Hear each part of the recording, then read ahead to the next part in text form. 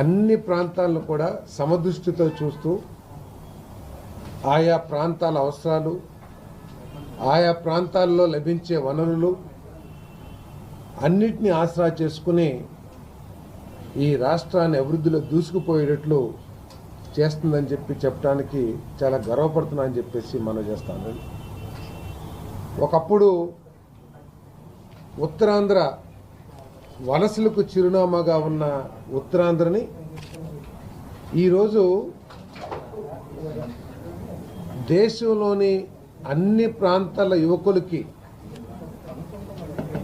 ప్రపంచంలోని అన్ని దేశాల్లో ఉన్న పెద్ద పెద్ద కార్పొరేట్ సంస్థలకి ఈరోజు విశాఖపట్నం ఉత్తరాంధ్ర డెస్టినేషన్గా మారిందని చెప్పేసి చెప్పడానికి చాలా గర్వపడుతున్నానని చెప్పేసి మనం చేస్తాం. కూటమి ప్రభుత్వం నాయకత్వంలో ఒకసారి 5 సంవత్సరాల చరిత్ర కనుక మనం ఒకసారి నెమరు వేసుకుంటే ఆ 5 సంవత్సరాల పరిపాలన ఈ ప్రాంత అభివృద్ధిని 10-20 సంవత్సరాలకు వెనక్కి నెట్టేసిందని చెప్పేసి చెప్పక తప్పదు. 2019లో అధికారంలోకి వచ్చిన వైఎస్ఆర్ కాంగ్రెస్ పార్టీ జగన్మోహన్ రెడ్డి గారి నాయకత్వంలో ఈ ప్రాంతాన్ని రియల్ ఎస్టేట్కి అనువుగా ఉన్న ప్రాంతంగానే గుర్తించింది తప్పితే ఈ ఉత్తరాంధ్ర ప్రాంతాల్లో రెవెన్యూ విషయాల్లో కానివ్వండి, లేకపోతే భూ వివాదాలతో కానివ్వండి, లేకపోతే ఎప్పటి నుంచో ఉన్న జమీందారీ లెగసీలో ఉన్న చిన్న చిన్న సమస్యలను ఆసరా చేసుకుని ఇక్కడ లక్షల ఎకరాలని దోచుకుంటానికి ప్రయత్నం చేసిందే తప్పితే ఎక్కడా కూడా ఆ రెవెన్యూ సమస్యల్ని ఏ విధంగా పరిష్కరించాలి, భూ వివాదాలని ప్రజలు మెచ్చే విధంగా ఏ విధంగా పరిష్కరించాలి అని ఆలోచించుకోకుండా కేవలం దోచుకోవటమే లక్ష్యంగా అమాయక ప్రజల్ని మోసం చేసి బెదిరించి, తమ అధికారంతో బెదిరించి భూముల్ని లాక్కోవటానికి ఆ పార్టీ నాయకులందరూ కూడా ప్రయత్నం చేశారు తప్పితే ఎక్కడ కూడా ఈ ప్రాంత అభివృద్ధి కోసం కానీ, ఈ ప్రాంత యువతకి ఉపాధి కల్పించడం కానీ, లేకపోతే వలసల్ని అరికట్టడం కోసం కానీ ఎక్కడా కూడా ప్రయత్నం చేయలేదని చెప్పేసి మనం చేస్తాను. ఒక జీవో 596 అనే జీవోని తీసుకొచ్చి, ఏదైనా ప్రభుత్వం ఒక జీవో తీసుకొచ్చిందంటే పేద ప్రజలకి మేలు జరగటం కోసం, రాష్ట్రానికి మేలు జరగటం కోసం ఏ ప్రభుత్వం అయినా జీవోలు తీసుకొస్తుంది. అంతేకాని ఈ జీవోని ఆసరా చేసుకుని జీవో రాకముందే ప్రజల్ని మోసం చేసి ప్రజల దగ్గర నుంచి దాదాపు 20-25 వేల ఎకరాల అసైన్మెంట్ భూముల్ని దోచుకోవటానికి ప్రయత్నం చేసిందంటే ఆ ప్రభుత్వం యొక్క ఆలోచన విధానం ఏమిటో కూడా మరి అందరూ కూడా ఆలోచించాలని చెప్పేసి నేను మనం చేస్తాను. ఏదో 3 రాజధానులు,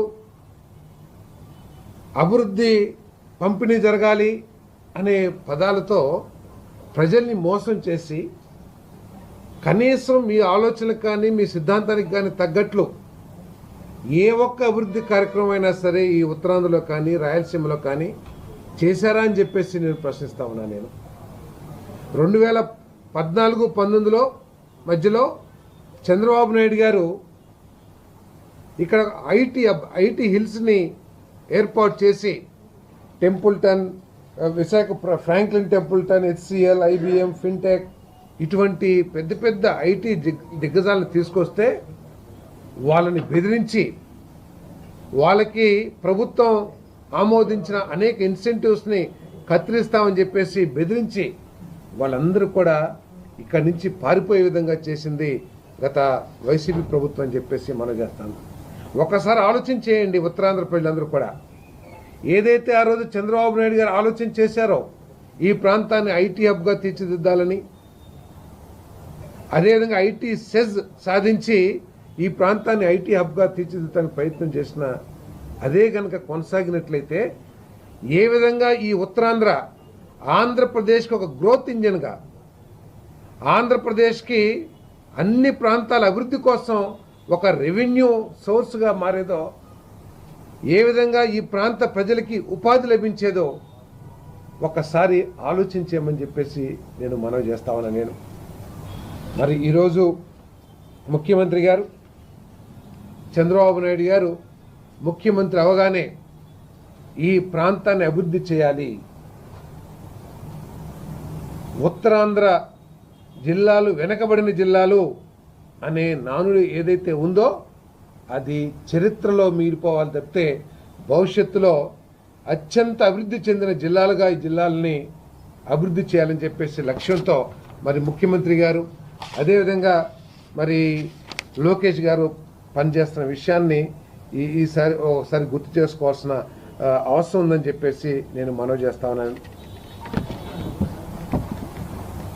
జగన్మోహన్ రెడ్డి గారు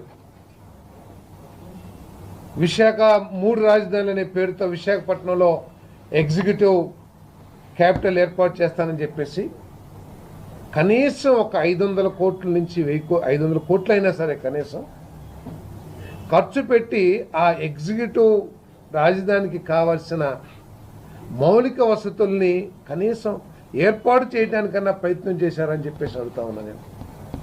ఎగ్జిక్యూటివ్ రాజధాని అంటే దానికి కొన్ని వసతులు ఏర్పాటు చేయాలి.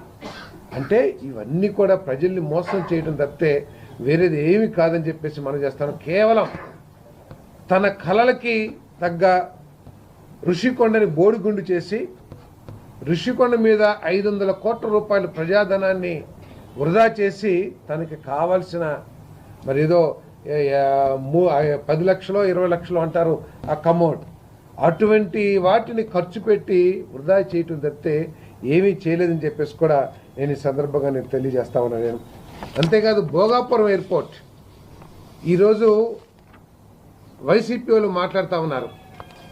ఒకసారి ప్రజలందరూ కూడా జ్ఞాపకం చేసుకోవాలి. ఎందుకంటే క్రెడిట్ చోరీ ఈ మన జగన్మోహన్ రెడ్డి గారికి అలవాటైపోయింది. ఇక్కడ గూగుల్ డేటా సెంటర్ వెంటనే నెక్స్ట్ డే సాక్షి పేపర్లో ఒక స్టేట్మెంట్ ఏమని, Adani data centre Google data centre నేనే తీసుకొచ్చాను, నేనున్నప్పుడే భూమిని అలాట్ చేశాను, ఇదంతా కూడా నేను చేసిందని చెప్పేసి ఒక స్టేట్మెంటు చేస్తూ ఉంటారు. నేను అడుగుతూ ఉన్నాను, జగన్మోహన్ రెడ్డి గారు మీరు కనుక గూగుల్ డేటా సెంటర్ తీసుకొస్తే భూమిని అలాట్ చేస్తే ఎందుకు ఆ డేటా సెంటర్కు సంబంధించిన కనీస పనులు ప్రారంభం కాలా?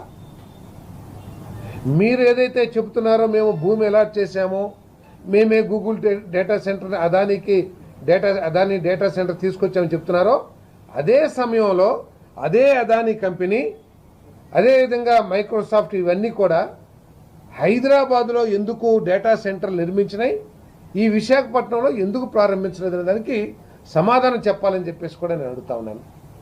ఒకవేళ డేటా సెంటర్ బిజినెస్ బాగోలేదు, డేటా సెంటర్స్ ఎక్కడ కూడా టేక్ ఆఫ్ కాలేదంటే అర్థం చేసుకోవచ్చు భూమి ఎలాట్ అయినా కూడా డేటా సెంటర్ రాలేదని. కానీ మీరు ఎప్పుడైతే మీరు భూమి ఇచ్చానని చెప్పుకుంటున్నారో, గూగుల్ నేనే తీసుకొచ్చానని చెప్పుకుంటున్నారో, అదే సమయంలో హైదరాబాద్లో అనేక డేటా సెంటర్లు వచ్చిన విషయం వాస్తవా కాదని చెప్పేసి మనం చేస్తాం. ఏమి బెదిరిస్తే ఆ డేటా సెంటర్లో పారిపోయినాయో కూడా సమాధానం చెప్పాలని చెప్పేసి కూడా నేను మరి వారిని కోరుతా ఉన్నా. నేను భోగాపురం గురించి ఈరోజు చెప్తా ఉన్నారు. ఆ రోజు ఏం మాట్లాడారో ఒకరు ఒకసారి అర్థం చేసుకోవాలి. ఎర్ర బస్సు కూడా రాని భోగాపురానికి ఎయిర్పోర్ట్ ఎందుకు? కోర్టులకు వెళ్ళి భోగాపురం ఎయిర్పోర్ట్ను ఆపేద్దాం అని బహిరంగంగా ప్రకటన చేశారా లేదా? విశాఖపట్నం ఎయిర్పోర్ట్లోనే మధ్యాహ్నం పూట ఈగలు తోలుకుంటుంటే ఇంకా కొత్త ఎయిర్పోర్ట్ ఎందుకు? భోగాపురం ఎయిర్పోర్ట్ నిర్మాణం చేయడం అనేది దిక్కుమాలిన ఆలోచన. దోపిడీ కోసమే జిఎంఆర్ సంస్థకు ఎయిర్పోర్ట్ నిర్మాణ బాధ్యతలు. జిఎంఆర్ లాంటి సంస్థకు ఈ ఎయిర్పోర్ట్ ఇవ్వటం గర్వకారణం అని చెప్పేసి 23 ఫిబ్రవరిలో రెండోసారి శంకుస్థాపన టైంలో జగన్ గారు మాట్లాడారు. అంటే ఏ విధంగా జగన్మోహన్ రెడ్డి గారు ఈ రాష్ట్రాన్ని నాశనం చేశారో ఒకసారి ఆలోచించేయాలి. ఆయన చేసిన కార్యక్రమాల మూలంగా ఆయన చేసిన విధ్వంసం ఏదో ఉపన్యాసానికో లేకపోతే పత్రికా ప్రకటన కోసం విధ్వంసం అని అంటలా. పోలవరం తీసుకోండి, వాళ్ళే చెప్పారు 2021, 2022 కల్లా నీళ్లు ప్రవహింపజేస్తామని. దాన్ని ఆలస్యం చేశారు. ఒక్కసారి నష్టాన్ని కనుక లెక్కలేసినట్లయితే ఈ రాష్ట్రం ఎన్ని వేల కోట్ల రూపాయలు, లక్షల కోట్ల రూపాయలు ఈ రాష్ట్రంలో రైతాంగం నష్టపోయిందో ఏదైనా ఒక సంస్థ క్యాల్కులేట్ చేస్తే ఈ రాష్ట్రానికి వైసీపీ చేసిన నష్టం ఏంటో అర్థమవుతుందని చెప్పేసి మనం చేస్తాం. ఏదైతే ఐటీ కంపెనీలని ఆ రోజు చంద్రబాబు నాయుడు గారు ప్రారంభించారో ఐటీ హిల్స్లో, అవి కనుక వచ్చినట్లయితే ఈ రాష్ట్రానికి ఎంత మేలు జరిగేది, ఆదాయపరంగా కానివ్వండి, ఉపాధి పరంగా కానివ్వండి. ఒకసారి ఏదైనా సంస్థ విలువ కట్టినట్లయితే ఎన్ని లక్షల కోట్లు ఈ రాష్ట్రానికి జగన్మోహన్ రెడ్డి గారు లాస్ చేశారని చెప్పేసి అర్థమవుతుందని చెప్పేసి కూడా నేను ఈ సందర్భంగా నేను మనవి చేస్తాను. మరి ఈరోజు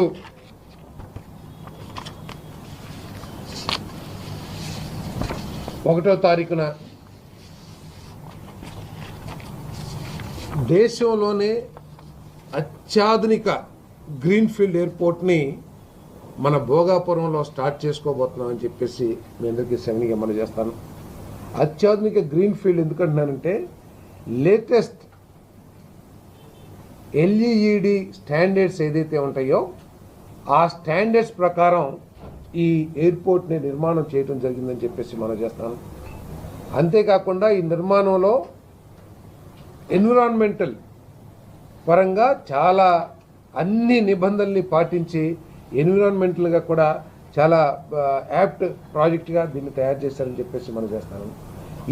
ఈ ఎయిర్పోర్ట్ నిర్మాణంలో స్థానిక సంస్కృతి, ఈ ప్రాంతానికి బే ఆఫ్ బెంగాల్తో ఉన్న అనుబంధం, అంటే మ్యారిటైమ్ ఏదైతే ఉందో మత్స్యకారులు ఈ అనుబంధం ఏదైతే ఉందో ఆ అనుబంధాన్ని చూపించే విధంగా ఫ్లయింగ్ ఫిష్ ఆకారంలో ఈ ఎయిర్పోర్ట్ని నిర్మించడం జరిగిందని చెప్పేసి నేను ఈ సందర్భంగా నేను తెలియజేస్తా ఉన్నాను.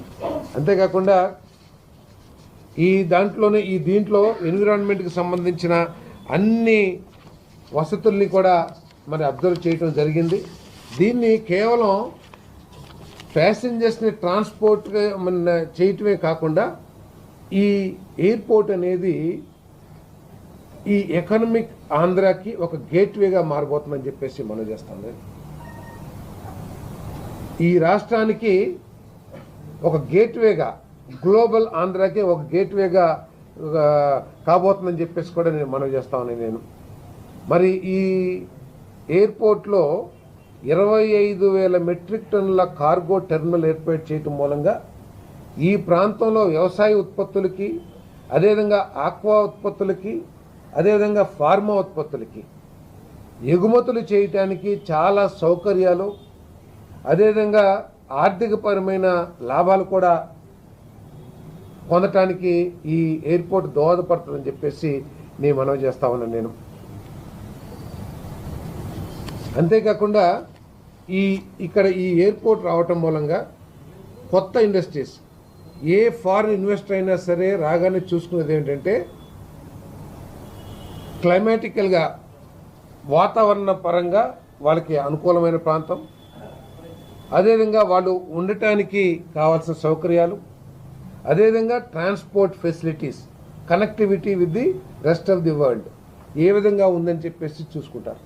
కాబట్టి ఈ ఎయిర్పోర్ట్ రావడం ద్వారా ఏదైతే కూటమి ప్రభుత్వం ప్రయత్నం చేస్తుందో అహర్నిశలు ఒక యజ్ఞంలాగా మరి చంద్రబాబు నాయుడు గారు కానీ, లోకేష్ గారు కానివ్వండి, పవన్ కళ్యాణ్ గారు కానివ్వండి, ఈ రాష్ట్రానికి పెట్టుబడులు తీసుకొచ్చి ఈ 5 సంవత్సరాల 20 లక్షల ఉద్యోగాలు కల్పించాలని ఏదైతే ప్రయత్నం చేస్తారో దానికి దోహదపడే విధంగా ఇక్కడ ఐటీ సెక్టర్ కానివ్వండి, ప్రత్యేకంగా ఈ అందమైన ప్రాంతాలు ఏదైతే ఉన్నాయో మన సీ కోస్ట్ కానివ్వండి, అదేవిధంగా హిల్లీ టెరైన్ కానివ్వండి, అరకు, ఇటువంటివన్నీ కూడా వీటిని ఆసరా చేసుకుని టూరిజం హబ్గా కూడా ఈ ప్రాంతం అభివృద్ధి చెందిద్దని చెప్పేసి కూడా నేను మనవి చేస్తాను. అంతేకాకుండా ఎప్పుడైతే ఒక ఇంటర్నేషనల్ ఎయిర్పోర్ట్ దానికి తగ్గట్టు ఎకో సిస్టంలో ఇండస్ట్రీస్ ఇవన్నీ వచ్చినప్పుడు లాజిస్టిక్స్ కానివ్వండి, అదేవిధంగా హోటల్ ఇండస్ట్రీ కానివ్వండి, అన్ని విధాలుగా కూడా ఈ ప్రాంతం ఈ మన ఉత్తరాంధ్ర అభివృద్ధి చెందిద్దని చెప్పేసి నేను ఈ సందర్భంగా నేను తెలియజేస్తా ఉన్నా. నేను మరి అంతేకాకుండా ఈ ఎయిర్పోర్ట్ కేవలం ఎయిర్పోర్టే కాకుండా దాని పక్కన మొత్తం రేపు ఏమేం చేస్తున్నారంటే inauguration of Alluri Sitaramaraju international airport Bhogapuram, అదేవిధంగా laying foundation for city side development of aviation hub at Bhogapuram. 500 ఎకరాల్లో ఇది కూడా ప్రధానమంత్రి గారి చేతుల మీద కూడా ఈ కార్యక్రమం కూడా జరగబోతూ ఉంది. దీని మూలంగా ఏమిటంటే ఇక్కడ MRO అంటే మెయింటెనెన్స్, రిపేర్స్, ఓవరాలింగ్, అదేవిధంగా ఇంకా రకరకాల ఏవియేషన్కి సంబంధించిన అనేక కార్యక్రమాలు చేసే విధంగా ఇక్కడ అభివృద్ధి చెందుద్దని చెప్పేసి కూడా నేను ఈ సందర్భంగా నేను తెలియజేస్తా ఉన్నాను. అంతేకాకుండా 136 ఎకరాల్లో ఎడ్యుకేషన్ సిటీ, ఎడ్యుసిటీ ఏదైతే ఉందో ఆ సిటీ కూడా ఏర్పడి అక్కడ aviation first university, aviation university కూడా ఇక్కడ ఏర్పాటు కాబోతుందని చెప్పేసి కూడా నేను ఈ సందర్భంగా తెలియజేస్తా ఉన్నాను. మరి skill development, inauguration of GMRVF skill development. ఇందాక చెప్పినట్లు ఏదైతే మన యువత ఇతర ప్రాంతాలకు వెళ్ళి ఉద్యోగ అవకాశాలు వెతుక్కుంటున్నారో అటువంటి అవసరం లేకోకుండా ఈ ప్రాంతంలో జరిగే పారిశ్రామిక అభివృద్ధి ఏదైతే ఉందో ఆ పారిశ్రామిక అభివృద్ధికి తగ్గట్టు ఆ పరిశ్రమలకి కావాల్సిన నైపుణ్యాలతో కూడిన యువతని తయారు చేయడానికి ఈ స్కిల్ డెవలప్మెంట్ ఉపయోగపడుతుందని చెప్పేసి మనం చేస్తాం. నేను ఇందాక చెప్పినట్లు మరి ఇతర ప్రాంతాల యువకులు ఈ ప్రాంతానికి వచ్చి ఉపాధి చూసుకునే పరిస్థితి ఏర్పడుతుందని చెప్పేసి కూడా నేను ఈ సందర్భంగా తెలియజేస్తాను. అదేవిధంగా ASIP సెమీ కండక్టర్ ప్రాజెక్ట్ ఏదైతే ఉందో మొత్తం 2 ఫేజుల్లో దాదాపు 2,300 కోట్ల రూపాయల పెట్టుబడితో 2,388 కోట్ల పెట్టుబడితో దాదాపు 2,000 మందికి డైరెక్ట్ జాబ్స్, ఇంకా కొన్ని వేల మందికి ఇండైరెక్ట్ జాబ్ వచ్చే ప్రాజెక్ట్ని కూడా advance system in package technologies private limited ASIP technologies. ఎందుకంటే సెమీ కండక్టర్ రాబోయే రోజుల్లో ఇప్పుడు చైనా కానీ కొన్ని దేశాలు సెమీ కండక్టర్ మ్యానుఫ్యాక్చరింగ్లో నెంబర్ 1 స్థానం ఉండటం మూలంగా ఆ దేశాలు చాలా అభివృద్ధి చెందినాయి.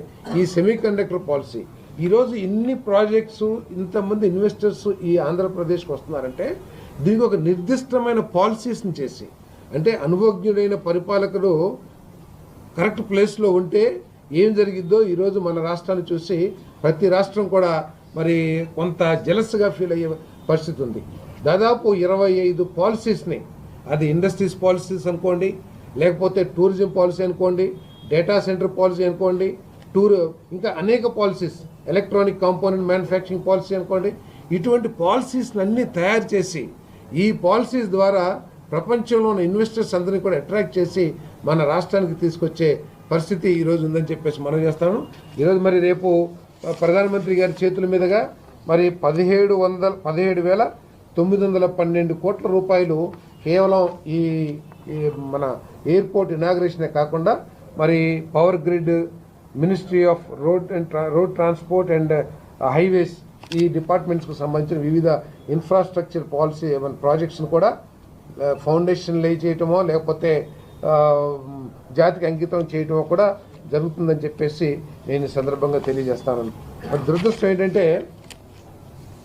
ఉత్తరాంధ్ర అంతా కూడా ఈ కార్యక్రమాన్ని ఒక సంతోషకరమైన వాతావరణంలో నిర్వహించుకోవటానికి కౌంట్ డౌన్, ఇంకా ఎన్ని గంటలు ఉంది, ఇంకా ఎన్ని రోజులు ఉందని చెప్పేసి ఎదురు చూస్తున్న తరుణంలో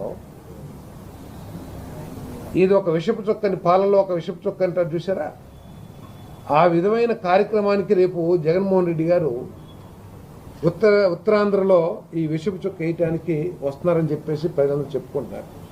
సరే, ఏదైనా ఒక గొప్ప కార్యక్రమం అంటే కాదు, ఒక అత్యంత పేదవాడిని యాక్సిడెంట్లో చనిపోతే, యాక్సిడెంట్ చేస్తాం కూడా తప్పని మనం అనలేము, ఎందుకంటే బై మిస్టేక్ జరగవచ్చు, లేకపోతే రకరకాల కారణాలతో జరగవచ్చు, మీరైనా చేయొచ్చు, నేనైనా చేయొచ్చు, ఎవరైనా చేయొచ్చు. కానీ యాక్సిడెంట్ చేసి సాక్ష్యాలను తారుమారు చేసిన పరిస్థితుల్లో చట్టాన్ని ఆ విధంగా మిస్లీడ్ చేశారు కాబట్టి ఆ నేరం మీద అరెస్ట్ అయితే ఆ వ్యక్తిని పరామర్శించడానికి, అంటే తర్వాతనే చేసుకోవచ్చు పరామర్శ, తప్పలేదు. నాయకుల్ని తప్పు చేసినా, ఉప్పు చేసినా, గంజాయి తాగే వాళ్ళని కూడా పరామర్శిస్తున్నారు, ఓకే, అది వాళ్ళ policy, we don't comment that. కానీ ఇంత ఆనందకరమైన పరిస్థితుల్లో సో ఇక్కడికి వచ్చేసి ఏదో ఈ ప్రాంతాన్ని కించపరిచే విధంగా మాట్లాడతామో, లేదా ప్రభుత్వం మీద బురద జల్లటమో, ఇక్కడ మొన్న కూడా చెప్పారు, అక్కడ సాక్ష్యాలని తారుమారు చేస్తే అరెస్ట్ చేశారని కాకుండా ఒక మత్స్యకార నాయకుడిని అరెస్ట్ చేశారని చెప్తున్నారు. ఇక్కడ అక్కడ చనిపోయింది గొర్రెల కాపురం అయి ఉండొచ్చు. ఆయనేమి ఆ కుర్రవాడు ఏమి అతను గొర్రెల కాపురాన్ని గుద్దలా. ఎవరున్నా అక్కడ మత్స్యకారుడు ఉన్నా కూడా అదే విధంగా చనిపోయేవాడు, లేదు ఒక కళ్ళు గీత కార్మికుడు ఉన్నా అదే విధంగా చనిపోయేవాడు, లేదు ఒక చాకలి రజక సోదరుడు ఉన్నా అదే విధంగా చనిపోయేవాడు. కానీ అక్కడ ఆలోచించాల్సింది ఏమిటంటే, చనిపోయినో లేదా యాక్సిడెంట్ అయ్యి పడిపోయిన వ్యక్తిని వెంటనే హాస్పిటల్కి తీసుకెళ్ళి వైద్యం చేయించాలన్న ఆలోచన రాకోకుండా మా అబ్బాయిని ఏ విధంగా తప్పించాలి, సాక్ష్యాలు ఏ విధంగా తారుమారు చేయాలని అనే విషయాన్ని పక్కన పెట్టేసి ఈరోజు మత్స్యకార నాయకుడిని అరెస్ట్ చేశారని చెప్పేసి, అంటే ఏ విధంగా రాష్ట్రాన్ని మిస్లీడ్ చేస్తారు, రాష్ట్ర ప్రజల్ని తప్పుదో పట్టిస్తారు, ఏ విధంగా కులాల మధ్య మతాల మధ్య తగాదాలు పెట్టి విధ్వంసం చేస్తారో ప్రజలందరూ కూడా అర్థం చేసుకోవాలని చెప్పేసి మనం చేస్తా ఉన్నాం. ఏదేమైనా సరే ప్రతిపక్షం ఎన్ని నాటకాలు వేసినా, ఎంత బురదలినా కూడా ఈ రాష్ట్రాన్ని అభివృద్ధి చేసే యజ్ఞం ఏదైతే కూటమి ప్రభుత్వం ద్వారా జరుగుతుందో దానికి ఎవ్వరూ అడ్డుపడలేరు, ఆపలేరు. ఇప్పటికే అది టేక్ ఆఫ్ అయిపోయింది. ఈ రాష్ట్ర అభివృద్ధికి పటిష్టమైన పునాదిని చంద్రబాబు నాయుడు గారి నాయకత్వంలో లోకేష్ గారు, పవన్ కళ్యాణ్ గారు, మోడీ గారి సహకారంతో పటిష్టమైన పునాదికి మరి అంకురార్పణ జరిగిందని చెప్పేసి కూడా ఈ సందర్భంగా తెలియజేస్తాం.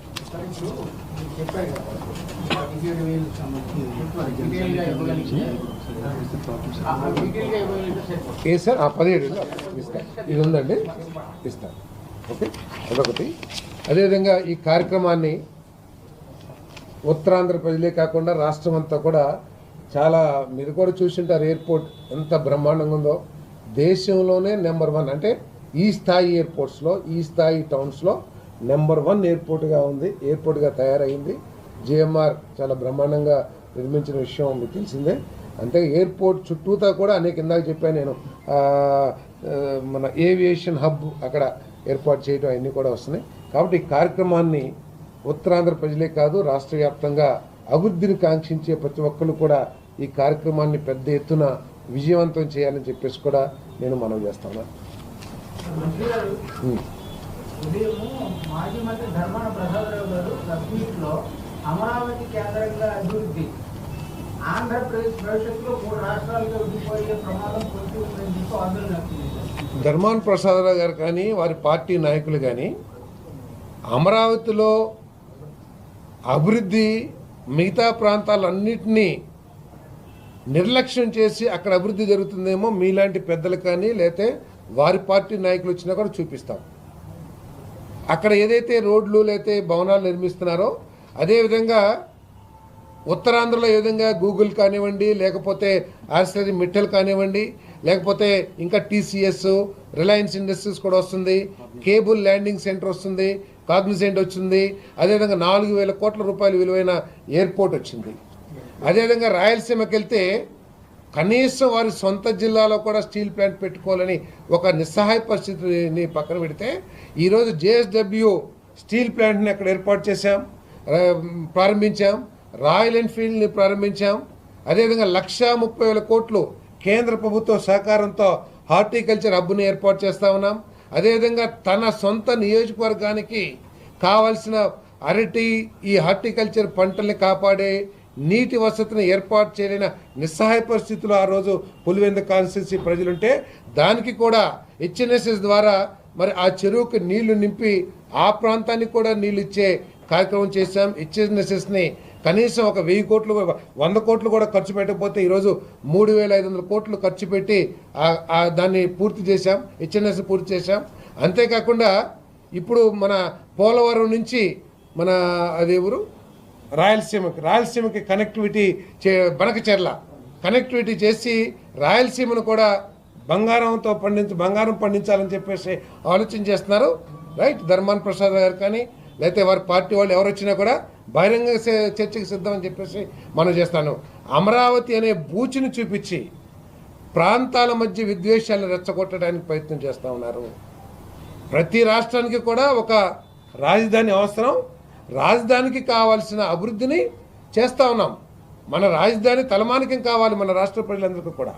అంతేగాని ఏదో అమరావతి ఒక్కటే చేస్తున్నారు, ఇతర ప్రాంతాల్లో చేయట్లేదని తప్పుడు అభిప్రాయాల్ని ప్రజల్లో కలిగించి ప్రాంతీయ విద్వేషాలు రెచ్చగొట్టడమే వారి రాజకీయ సిద్ధాంతం అని చెప్పేసి కూడా కులాల మధ్య, ప్రాంతాల మధ్య, మతాల మధ్య విద్వేషాలు రెచ్చగొట్టడమే వారి సిద్ధాంతం అని చెప్పేసి మనం చేస్తాం. అమరావతిలో కూడా మరో ఎయిర్పోర్ట్ పెట్టి ప్రపోజల్ అంటే ప్రస్తుతానికైతే చాలా డిమాండ్స్ వచ్చినాయి. ఏది హబ్ లాగా తయారు చేయాలని చెప్పేసి మరి దాన్ని పరిశీలనలో ఉంది తప్పితే ఇప్పటికైతే ఒక నిర్ణయం తీసుకోలేదు.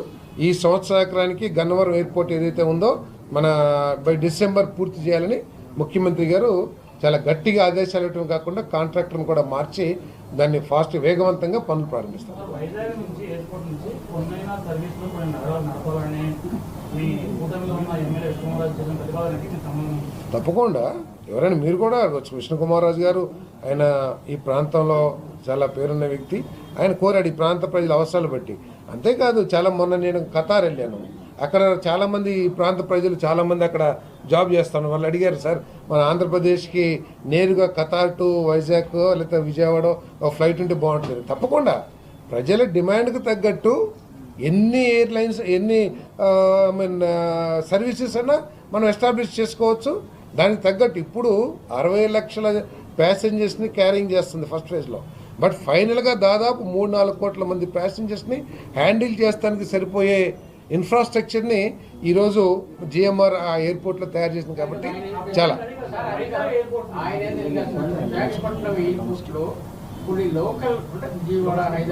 అంటే అది తప్పని నేను అనను. అదంతా కూడా ఏంటంటే గవర్నమెంట్ ఆఫ్ ఇండియా, అది నాకు తెలిసి డిఫెన్స్కు సంబంధించిన ఎయిర్పోర్ట్ అనుకుంటాను. మరి ఎటువంటి అగ్రిమెంట్ ఉందో పూర్తి అగ్రిమెంట్లో ఉన్న ఇష్యూస్ నాకు తెలియదు. అది తప్పకుండా వారి డిమాండ్ ఏదైతే ఆయన ఒక గౌరవ శాసనసభ్యుడు వారి డిమాండ్ని తప్పకుండా ప్రభుత్వాలు పరిశీలిస్తారు. భోగాపురం వైజాగ్తో సభ ఇప్పుడు హైదరాబాద్ రాజీవ్ గాంధీ ఎయిర్పోర్ట్ ఉంది. ఎక్కడ హైదరాబాద్లో మొట్టమొదటి వేసినప్పుడు మీరు నేను కూడా అట్లాగే అనుకున్నాం, ఏంటి బేగంపేటలో సెంటర్లో ఎయిర్పోర్ట్ తీసేసి అక్కడెక్కడో పెట్టారని చెప్పేసి. ఇప్పుడు అక్కడ ఒక ఇల్లు కట్టుకోవడానికి స్థలం కూడా కొనుక్కోలేని పరిస్థితి వచ్చేసింది. ఇక్కడ రాజీవ్ గాంధీ ఇంటర్నేషనల్ జిఎంఆర్ దాన్ని ఏమంటారు శంషాబాద్ ఎయిర్పోర్ట్ దగ్గర. సో అదంతా మీకు తెలియదేమో, మీరు హైదరాబాద్ బాగా తెలిసి ఉంటుందేమో. ఆ ఎయిర్పోర్ట్ కట్టినప్పుడు అక్కడ ఏమీ లేదు. నేను ఎందుకంటే అక్కడ పెరిగాను కాబట్టి చెప్తున్నా, ఏమీ లేదు అసలు. నేను ఫస్ట్ ఎమ్మెల్యేగా అయినప్పుడు ఆ ఎయిర్పోర్ట్కి వెళ్తామే చాలా కష్టంగా ఉండేది. దానికి రోడ్డు సరిగ్గా లేకోకుండా చాలా ఇబ్బందికరంగా ఉండేది. ఈరోజు అది ఇప్పుడు ప్రైమ్ ఏరియా. అక్కడ ముఖ్యమంత్రి ఏదో సిటీ, ఫ్యూచర్ సిటీ ఏదో, ఐఎమ్ సారీ వర్డ్ ఏదో నాకు కరెక్ట్ తెలియదు, ఆ సిటీని అభివృద్ధి చేయాలంటే మొత్తం రియల్ ఎస్టేట్ కానివ్వండి, ఫార్మాసిటీ కానివ్వండి, అన్నీ కూడా అదే శంషాబాద్ ఎయిర్పోర్ట్ పైన వస్తున్నాయి. అట్లాగే రేపు భోగాపురం వైజాగ్ కలవదని నేనేమనుకుంటున్నాను.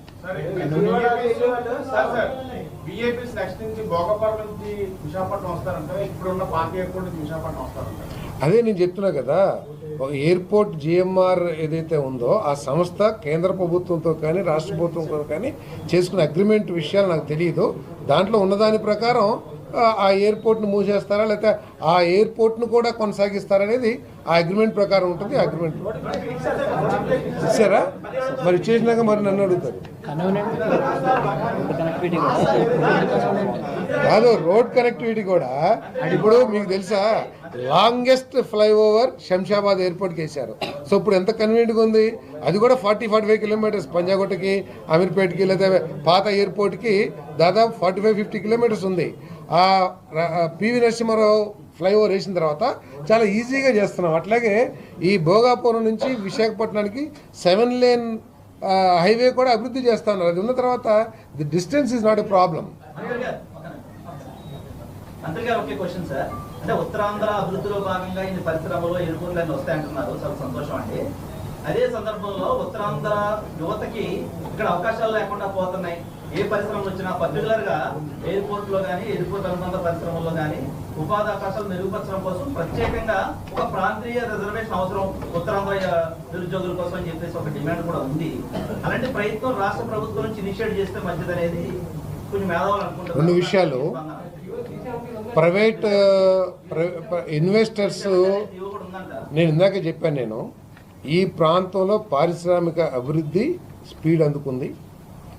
ఆ పారిశ్రామిక అభివృద్ధికి తగ్గ నైపుణ్యాలని, ఆ పరిశ్రమలకి కావాల్సిన నైపుణ్యం కలిగిన యువతను తయారు చేయటం లక్ష్యంగా పెట్టుకుంది. సో అందుకనే స్కిల్ రేపు ప్రైమ్ మినిస్టర్ గారి చేతుల మీదుగా స్కిల్ డెవలప్మెంట్ సెంటర్ను కూడా జిఎంఆర్ విఎఫ్ స్కిల్ డెవలప్మెంట్ను కూడా ప్రారంభించబోతా ఉన్నాం. జిఎంఆర్ ఫౌండేషన్ ద్వారా దాన్ని కూడా స్టార్ట్ చేస్తున్నాం. కాబట్టి తప్పకుండా ఈ యువతకి తప్పకుండా అనేక డైరెక్ట్ ఉద్యోగాలే కాకుండా ఇండైరెక్ట్ ఉద్యోగాలు కూడా చాలా ఉంటాయి. ఒక పరిశ్రమ వచ్చింది. 20% లోకల్ వాళ్ళకి ప్రయారిటీ ఇవ్వట్లేదని డైరెక్ట్ గా యాజమాన్యం 20% 30% ఎప్పుడైనా ఇష్యూస్ వస్తాయని ఉద్దేశంతో లోకల్ వాళ్ళని ప్రొక్యూర్ చేయట్లేదని ఒక బాధ ఉంది. నేను అదే దాన్ని పరిష్కరించాలి. లోకల్ యువతకి ఉపాధి అవకాశాలు కల్పించాలి. అది మా ప్రాధాన్యత లక్ష్యం. దాంట్లో డౌట్ ఏం లేదు. కానీ ఏ విధంగా బలవంతంగా ఇప్పించాలా లేకపోతే వాళ్ళకి నైపుణ్యాన్ని నేర్పించి పరిశ్రమలో ఎదుర్కొనే విధంగా చేయాలనేది ఈ ప్రభుత్వం చేస్తున్న కృషి. దాన్ని మీరు అర్థం చేసుకోవాలి. స్కిల్స్ నేర్పించి వాళ్ళందరికీ కూడా ఇస్తారు. డైరెక్ట్ ఉద్యోగాలే కాకుండా డైరెక్ట్గా లభించే ఉపాధి కంటే కూడా ఇండైరెక్ట్గా లభించే ఉపాధి చాలా ఎక్కువగా ఉంటుంది. అది కూడా తమరు అర్థం చేసుకోవాలని చెప్పేసి మనం చేస్తాం.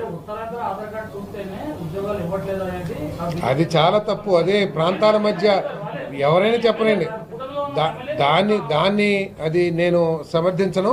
ఉత్తరాంధ్ర ఆధార్ కార్డు చూస్తే ఇవ్వట్లేదని చెప్పేసి నైపుణ్యం ఆధారంగా ఏదైనా ఉద్యోగాలు వస్తే తప్పితే ఎక్కడొక్కడ ఆధార్ కార్డును బట్టి ఉద్యోగాలు రావని చెప్పేసి నా భావన. గౌరవ శాసనసభ్యులతో నేను విభేదించట్లేదు. కానీ అది కరెక్ట్ కాదు. మీరు చెప్పిన స్టేట్మెంట్ ఏదైతే ఉందో వాళ్ళకి మన ప్రాంత యువతకి ఉద్యోగ అవకాశాలు లభించే విధంగా స్కిల్స్ నేర్పించడం కూడా ఈ ప్రభుత్వం చేస్తున్న కార్యక్రమాల్లో భాగం.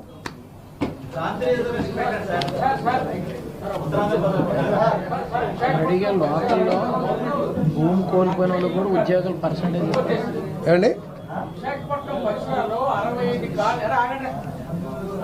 కాలనీలో 1,00,000 ఇల్లు ప్రపోజ్ చేశారు. తెలుసా కదా? ఈ ఆప్షన్ 3లో కడుతున్నారు. దానికి ఇల్లు ఇవ్వట్లేదు కాబట్టి ఆ కాంట్రాక్ట్లు ఇల్లు కట్టండి. దానివల్ల ఈ లబ్ధాలు ఇక్కడికి వెళ్ళి కట్టుకునే పరిస్థితి అయితే ఉంది. ప్రస్తుతం చాలా వరకు ఆగి ఉన్నాయి. వాటి మీద మీకు సమస్య కదా. అంటే ఒక నిమిషం. అంటే పేమెంట్లు ఇవ్వటం లేదనేది కాదు. కేంద్ర ప్రభుత్వం ఏంటంటే ఎస్ఎన్ఏ మోడ్ నుంచి స్పర్శ్ మోడ్కి వాళ్ళు అకౌంటింగ్ మార్చారు. అంటే నేరుగా రిజర్వ్ బ్యాంకు నుంచే లబ్ధిదారుడికి అమౌంట్ క్రెడిట్ అయింది. వీళ్ళు ఎవరైతే థర్డ్ ఆప్షన్లో ఆప్షన్ 3లో కడుతున్నారో వాళ్ళ అనుమానం ఏమిటంటే బెనిఫిషరీ అకౌంట్లో డబ్బులు పడితే వాళ్ళు మాకు ఇవ్వకపోతే మేమేమవ్వాలి అని చెప్పేసి అడుగుతా ఉన్నారు. ఆ సమస్య పరిష్కరించడానికి బ్యాంకర్స్తో కూడా మీటింగ్ పెట్టాము. ఏదైనా అవకాశం ఉందా బెనిఫిషరీస్ని ఒప్పుదల చేసి వారు ఆప్షన్ 3 కాంట్రాక్టర్ కట్టంగానే కట్టిన దానికి డబ్బులు తిరిగి ఇచ్చే విధానం ఏమైనా ఉందని కూడా పరిశీలిస్తున్నాం. తప్పకుండా దాన్ని సాల్వ్ చేస్తాం. రాక్ రేటుకి సంబంధించి రెవెన్యూ రికవరీ యాక్ట్ కింద కేసు పెట్టాం. క్రిమినల్ కేసు కూడా పెట్టాం.